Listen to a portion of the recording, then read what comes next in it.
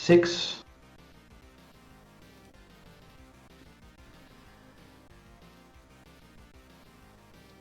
Everybody, and welcome back to McRaeathon 2024. I am your new host for the next, well, I think we can politely call retro block. And I do. Firstly, my name is Howling Mad Mike, and I am so thrilled to be doing the hosting for this section.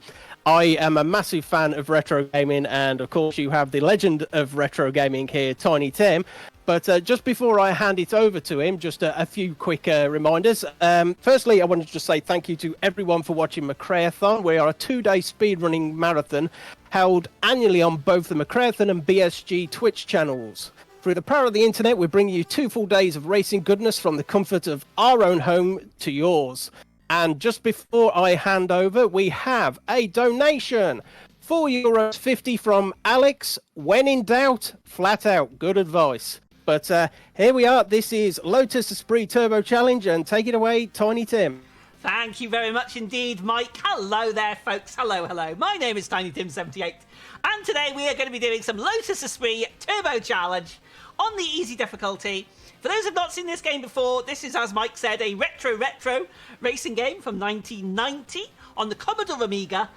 It is a fantastic little game. We're going to get straight into it, and I will explain about it as we go. Okay, so what we will be doing here, we will be playing on the easy difficulty. There are 7 courses, and I have to finish in the top 10 for every race. That shouldn't be a problem. Better not be, anyway. Time starts when I select the music. So you've got choice of music here, and I'm going to choose track 3, which is my favourite. And we will start in a second. So I'm going to do the countdown. We're going to start in 3, 2, 1, go. So we're up to Italy first. Flat with gentle curves, no hazards. So, as I say, there are 7 races in this game. And the objective is I am going to run my rather nice red Lotus here. And I am going to win every race. Maybe. Maybe not. We'll see. The easy difficulty, it is definitely possible to win every race. I have done it before. I should be able to win every race. It really does depend. There's quite a few things to be aware of in this game. Because this game was very, very good for its time. As I said, it came out in 1990, which was the very first... the Amiga itself had only been out by 2 or 3 years by that point. And this game is actually really, really quite a good use of the power of the machine. And it's very interesting because you'll see at the bottom there that we've only got one screen. We've only got the sort of player at the top. And that was actually done for technical reasons. They basically thought that they couldn't get the game engine running quickly enough to make it full screen at the time. So they deliberately went with a sort of split screen view. Now, the sequel to this game that came out a couple of years later did have a full screen view. But in a lot of ways, because I grew up with this game, I've never really cared about the lack of a full screen view, to be perfectly honest. It's one of the game's charms, actually, I think. It really doesn't bother me too much. So the objective of the game then, there are 7 races, as I say. You have to finish in the top 10 of every race and ideally win the championship. For the speedrun, technically you don't have to win the championship, as long as you finish. But obviously the higher up you finish, the faster you're going to be. So ideally you want to win. The little red boxes at the top left-hand corner here are our lap indicators. There are 4 laps, sorry, I can't count in this race. And my position is at the bottom right. You've got fuel gauge above that, RPM gauge above that, and then your actual speed and your gear. I'm using the automatic gears. I always use the automatic gears for this game. And then that is the end of the first race. Now I'm actually mashing quickly here to skip through the score screen and also onto Mexico, which is the second track. Now every track is in its own country, so we'll be visiting 7 different countries in this series of because this is the easy difficulty. There are 7 in easy, 10 in medium, and 15 in hard on this game. And I've never done the hard category in a marathon because it really, really is pretty rough. It's great, it's fun, but it's tough, and I can't complete it consistently. I've been playing this game for 30 years, and I can't complete it consistently. So this track here is Mexico. The only real major difference is a bit hills here, and there's these barriers on the left-hand side. Barriers can be a bit of a pain. The AI cars are also the major problem in this game. They're the major thing that causes you to go slow. So if you are crashing into an AI car, you are going to lose time. And it's basically impossible to go through a race without crashing into them. Now, you look at them and you think, oh, they're RNG, and technically they are RNG in terms of their movement, but they're actually on a pattern. They go back and forth across the track on a set pattern, and you'll see it if you look at them closely. Look, they're doing it there. But the problem with that is that you can't basically predict it. So you just have to look at them and work it out. And in some courses, it's a lot easier than others. In some courses, it's easy to go past them on the corners. In courses that have got a lot of corners, or courses that have got a lot of obstacles, which we will see, it's a lot more difficult to overtake them. The other major component, tactical component of this game is the fuel. There's the pits I've just passed there on my right-hand side. And basically, we need to make sure that we don't run out of fuel. That's the only way I can really fail the run, is running out of fuel. I mean, technically I can fail it by not qualifying for one of the races, i.e. finishing under 10th. That's unlikely to happen. It's possible, but it's unlikely. It's more likely I'd run out of fuel. And I have run out of fuel on a marathon run before. So I'm going to be very, very careful not to run out of fuel this time. But there you go, that's me on to my last lap of this race. There's 5 laps of the Mexico circuit. I love the different circuits in this game. They're very, very unique. The colour schemes are pretty good, pretty different. The track layouts themselves are different. They're always the same, as in each track is always the same, so you can learn them. But the variety of tracks is really, really good. For example, Italy is a very, very basic track, but Mexico has got a bit of hills, it's got a bit of barriers and stuff. Now I'm going to try for a little speed up there, which I missed. If you crash into the pole at the end, you can actually save a couple of seconds, because you can cut off a little bit of waiting time for this thing here, where you're waiting for it to finish. Okay, Iceland. This is the first track that needs extra fuel. And it did say that on the screen there, even though we went past it so quickly we didn't see it. Okay. Now, you finish in reverse, if you start in the reverse order you finish. So if you win a race, you'll always start 20th. So when you start the first race, you'll start 20th. And if I finish first, I'm going to start 20th. If I finish 10th, I'll start 11th. So if you finish under 10, you're out. And there's no lives or anything, it's just a case of if you fail to finish a race in the top 10, you are out, run over. And I have done that before as well. Not on easy, I have to say. I've done it on medium. But, so it is a bit... This game is not the easiest game in the world. I mean, you play this game and you think, oh, this game looks easy. But it's actually a really tricky game. And it's fun, though. It's such a fun... It's very fast. It's got really good graphics for the time. I mean, it is obviously very retro, but no, I have a lot of fun with this game. Have you played this game before, Mike, if you're there? Yeah, truth be told, I first played this game only a few days ago, and as you're saying, initially, it's really... no offense, but initially, on the surface, this looks really easy. But then you get to level 4 or 5, and then all of a sudden, the difficulty just ramps up. And I have to say, I just love the way that you're actually getting past all the cars off the starting grid. I can't get past 19th without ramming him. But if I may just interject, we do have an €8 donation from Buglaw, who, warning you, Tim, don't believe the signs. Yes, thank you, Buglaw. Thank you so much indeed. I have to say, on this particular, I'll say what that's referring to.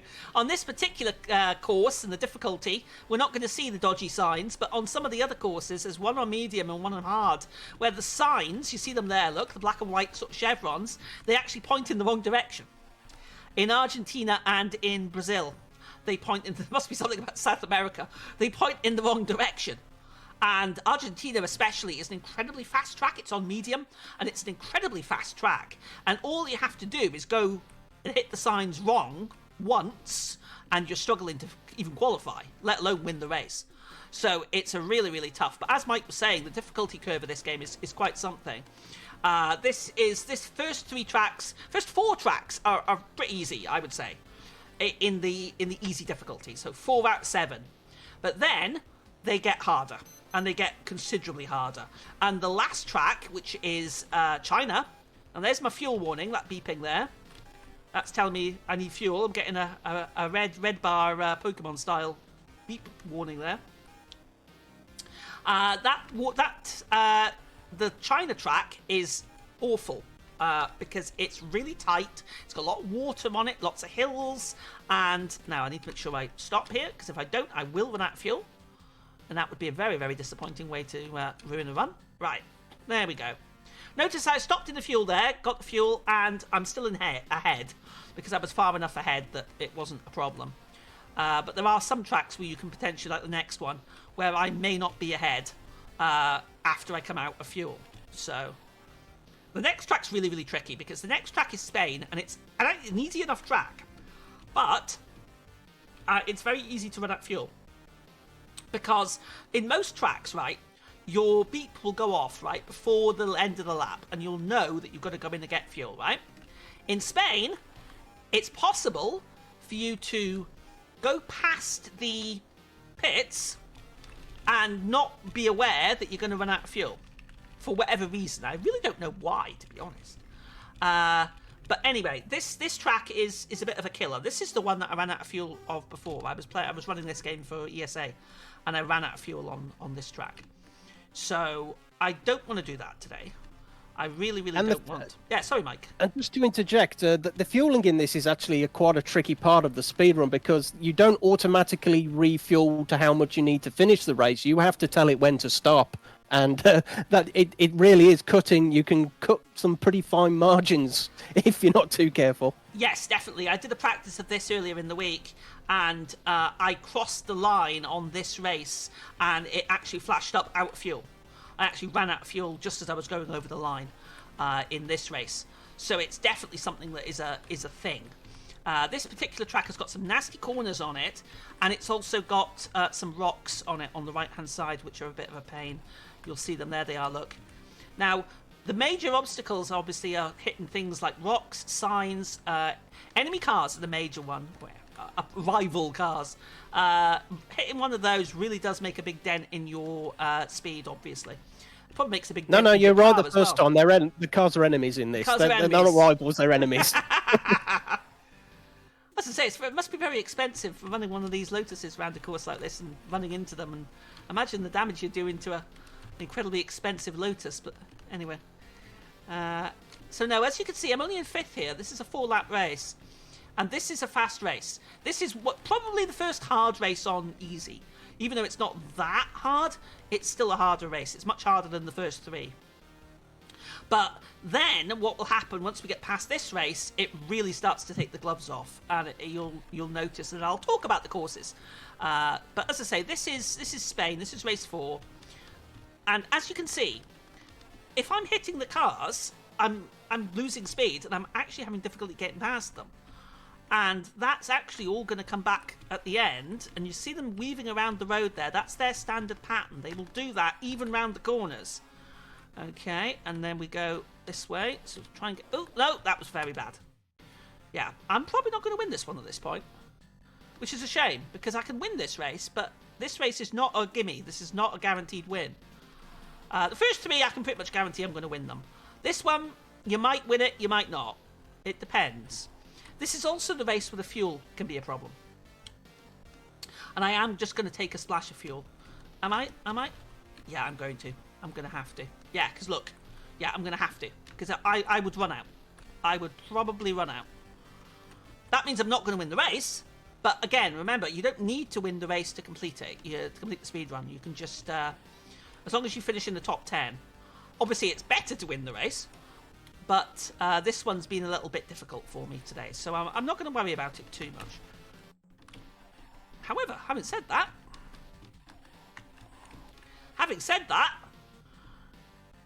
it's possible. There we go. Now, if he doesn't get in my way, look at that. Oh, yes. I'll take that. Thank you very much indeed. There we go. And here's the beeping. Look, you can hear the fuel. But thankfully, I took that little splash and dash. And that was enough. And, oh, you've got the pole hit as well. Excellent. There you go. Right off your Lotus.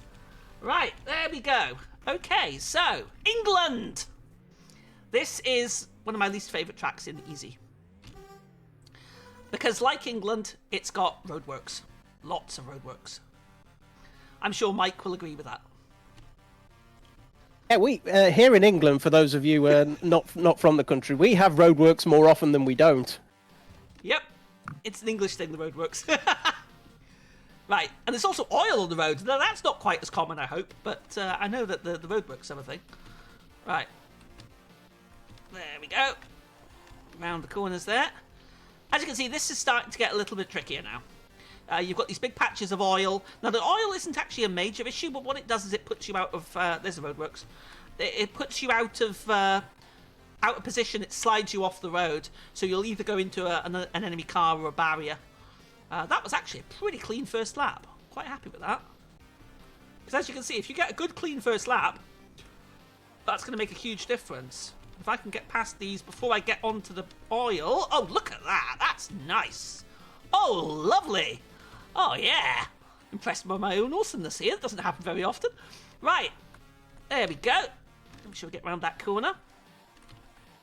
Okay, so this is a sort of slalom section with the roadworks sort of barriers here. Now, when there's barriers or obstacles on the track, the enemy cars do try and avoid them. Most of the time, you'll see them going through them. But they say, for example, if there's 2 lanes closed, they'll stay in the other 2 lanes, right? They won't sort of wobble back and forth across the track. But the issue with that is, of course, is they're then in your way, and it's much more difficult to overtake them. And you end up running into the back of them most of the time. Now, because I'm doing pretty well here, what I'm going to do is I'm actually going to do something that I don't normally do. I'm going to come in for fuel on this lap. Normally you'd leave it to the last lap, but there's a bit of a method in my madness here, because as you can see, I'm now overtaking cars. That's back markers now. I'm lapping people. So I'm braking, pulling into the pits. I'm going to fuel right up, not right up, but most of the way up, and I come out still in the lead. And the advantage of that is, actually I'm not, look, I've just been overtaken. But the advantage of that is now that I've only got him in front of me, and all those other enemy cars, the back markers, are a bit further up the road. So I will overtake them again, but it just means that I'm not having to stop later on. I'd rather get the stop out of the way. And I know now that I'm not going to run out of fuel. So I'm pretty happy with that. And then we've got a little bit of slaloming to go here, just like that. Like that. Oh, that was cutting it a bit fine. Right, okie dokie. So what do you think of this one then, Mike? What's the track after this one? Because I haven't played this much yet, but that's just I beat this actually last night, and I was really a bit pleased with myself in doing it. Even though I have to say, until you mentioned it 10 minutes ago, I had no idea that you could actually get an automatic mode for the car. I've been shifting manually, which is garbage. No, it is. It is. That's the reason I don't use it. Yeah. But just before I do pass over, I just want to... I didn't even notice, actually, until it came through, but that €8 from Buglaw has taken our total donations to €150. We have a nice round number, but that doesn't mean we want you to stop donating, so please do get them in. It's very much appreciated, and all for an amazing cause. Thank you so much. No, the next course is Sweden. This is the next one, and this one is tough. The last 3, England, Sweden, and China, are the hardest, obviously, in the difficulty. But China, which is the last track, which we'll see in a minute, is, in my opinion, harder than some of the tracks in the hard difficulty. It really, really is. It's tough. This one isn't fun either. This one can be a bit of a pain, and I've made a real botch at the start here, as you can see. Right, come on. Let's see if I can pull the finger out here. I was actually doing quite well. I've won every race up to this point. So it'd be disappointing to block my copybook now. So let's just see if we can... Oh, that's bad. Yeah. Now, not winning this is kind of the misery with this game, though, isn't it? When you're not getting it, everything is just getting in your way, and you just keep trying to take one step forward, and it's just constant 2 steps back. It very much is. Because all it needs is to accidentally hit one thing, and it does really slow you down. But if you can get a good run at it like that, look, that'll help. There we go. That's a lot better. Okay, now then. Okay, that's better. Right. It would be nice if I can get a complete 100% run here, because I don't get them very often. So it would be very, very nice. Now, this track is really, really tricky. The other thing about this one is the hills. If you run into somebody on a hill, it really hurts your speed. It really, really does, because you really struggle going up hills. And if you're accelerating up a hill, it really doesn't work very well. Lotus must have a bit of a engine deficiency in that department, and that was terrible, because I'm right in the barriers. That was actually not great. But anyway, if you go stuck on a hill, it really doesn't help. As you can see, they're starting to get past me again now, which is not ideal. And then, of course, this is what I was saying earlier about getting stuck behind them in a narrow bit. Now, thankfully, this course isn't too bad in that there is places to overtake them. So I can overtake on the hill here, and I can overtake on the way down the other side. But China, there isn't as many places to overtake, and there's a lot of water in the road in China, which we will see shortly. So... right, come on, let's see if I can win this one. It'd be nice to win this one. It'd be really, really nice to win this one. Oh, no, that's not happening. No, this one's just being a bit difficult. But that's fine. As I say, that's the other thing with this game. That's one of the reasons I like running this game. Because unlike most speedruns, right, where you play the game, and you get used to the route, you get used to what you're doing, you get used to the sort of pinch points. Because of the effectively RNG in this game, every run's different. You really don't know how you're going to get on. You've got to react on the fly to every single thing. It's definitely not a gimme by any stretch of the imagination. Now I'm going to take up a gamble and fuel again. This is probably a big gamble, but I'm going to take it anyway. Do you think it's a bit mean that it doesn't even give you one retry? Oh, totally. But that's kind of the era, really. That's exactly what it was. What I like to do, right? And what I want to maybe try and do sometime is do a hard mode run, but do it in 2-player. Because in 2-player, if either of you qualifies, then you get through to the next race. So it would actually be a lot easier because you'd have 2 chances of getting through. So I fancy doing this as a 2-player at some point. I did a 2-player run of this back at UKSG a while back with Viper, and it was incredibly close. It was a very, very close race indeed. I've got 30 years experience in this game and Viper had basically 0, and yet he came within a couple of points of beating me, which was very, very cool. It was brilliant to see how close it was. It was a fantastic race. And somehow I've managed to make my way back into first here, which I'm very surprised about. Right, all I've got to do now is win China, and I've got a 100% record, which would be unusual, which would be very, very cool. Right, and there we go. Bounce it off the post. The reason you do that is because that is quicker. Not by a huge amount, but it's slightly quicker to run it off the post. Right, here we go. China. Many sharp bends, water on road. This is also like 8 laps as well, so this is like a really long race. But there's a key to this race. Well, there's 2 keys to this race. One is knowing the water and being able to deal with the water. The second one is because there's the water, look, that's bad. The second one is to know that you don't have to stop for fuel. Whenever I played this race, I always thought, oh, this is a horrendous race because I'll get to the top, the front, but then when I stop for fuel, 5 or 6 of them get past me. And then I really struggle, and then I keep hitting things, and I fail. And that was always the way that this race used to go for me. Until, and it was relatively recently, the last year or 2, I realised something. You can make it through this race without stopping for fuel. I don't know why or how, but you can. You just don't stop for fuel, and you make it. You make it every time. I've never run out. So it makes the race an awful lot easier. It makes the race a heck of a lot easier to be able to not have to stop for fuel, because you just go straight through, and you don't have any problems. It's still not an easy race. As I said, this is harder than definitely the first 2 or 3 tracks in the hard difficulty. This is harder than them, in my opinion. But it's a lot easier now to deal with it without running out of fuel. Without having to go in for fuel, sorry. Right. As you can see, the speed here is quite nasty. It's really, really tricky to get the speed. Oh, that's bad. That's a really bad place to hit, by the way. They're all going to go streaming past me now, look, yep. This is what I was saying earlier on about the hills. Look at that. I'm going absolute backwards here. Because they're all streaming over me because of the going up the hill. But hopefully that's not going to be the end of the world. We will see. But the major problem here is getting past them, because there is very few places you can actually easily get past them, and most of the time it's on the corners or it's on the straights, and of course there's water which slows you down, makes it more difficult to get past them. As I say, this is not a freebie. It's not a, oh, I will win this race. And at this point, they're actually doing their best to really frustrate me. Because look, here, I can't get past him. And then I'm stuck, and I'm actually going backwards now.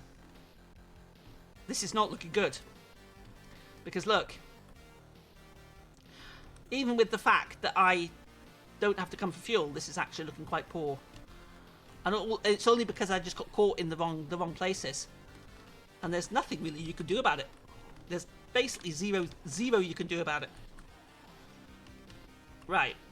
Without a doubt, one of the most frustrating things I've found in the game so far, that sometimes you can do everything right and it just still doesn't go your way. Yep. And in a way, that's why I like it, because again, it's definitely a skill challenge. It isn't one of these games where everything will go, if you do it right, everything will go the same way and you'll get a great run. You have to react. You have to be ready to deal with all the difficulties or the problems that it throws up. I mean, this is actually really giving me a bit of a fight here now, which is not fun.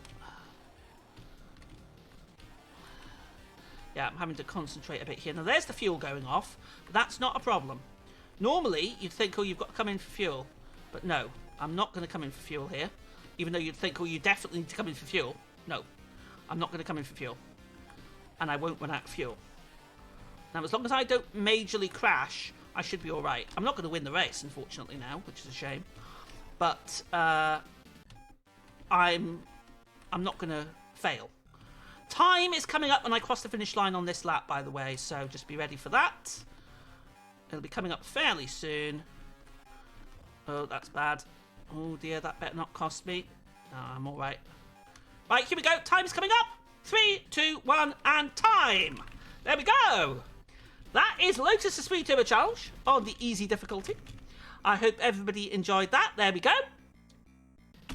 I have, there we go. Awesome. Even though I didn't quite get the 100%. I didn't quite get it in China there. That was China being actually really quite tricky there. Normally, in practice, I won China when I was losing in England and Sweden. But, hey, what can you do? What can you do? Thank you very much indeed. I hope everybody enjoyed that. It's a massive, massive honour to run again for McRaeathon. Massive shout-outs to the man himself, the amazing Viper. A very good friend of mine. An amazing person. The mastermind behind McRaeathon. Mr. Racing himself. He is an amazing, amazing chap. So Viper, for you, my friend, absolutely amazing. Thank you so much. Yeah, thank you so much for having me, folks. And yeah, I'll pass it back over to you, Mike. I'll be back tomorrow for a little bit of hosting again, tomorrow morning. So I hope you enjoyed that, and cheerio for now. Oh, I'm going to do part of Mike's job for him. I'm sorry, Mike. But we've got the amazing digital duck coming up next, so please stay tuned for that. Right, cheerio for now, folks. That was absolutely amazing. Thanks, Tim. And I just have to say as well, there was a lot of tension amongst the chat room members in regard to that last lap. It was very, very tense, not just for you, but for people watching as well. So you can at least take a little bit of comfort out of that. But yeah, as Tim has quite rightly said, we're going to take a quick intermission here, but coming up next will be Digital Duck. He actually has a double header coming, but we have Super Hang On It. So we're moving from retro to just what I'd personally consider just retro, but it's all still awesome as ever. So please do stick around and we'll catch you after the break.